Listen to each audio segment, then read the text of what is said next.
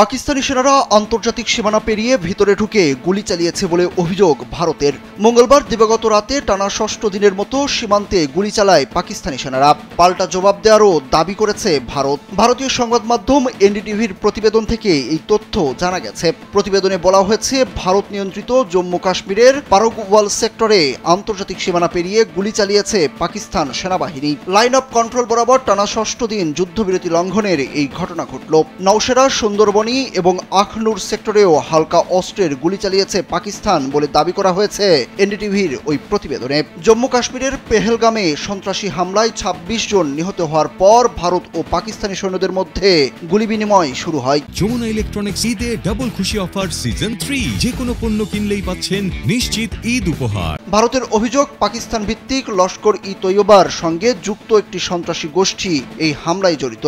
ভারতের প্রধানমন্ত্রী নরেন্দ্র মোদী অঙ্গীকার করেছেন, ভারত এই মারাত্মক হামলার পেছনের প্রত্যেক সন্ত্রাসী এবং তাদের পৃষ্ঠপোষকদের শনাক্ত করে খুঁজে বের করে শাস্তি দেবে।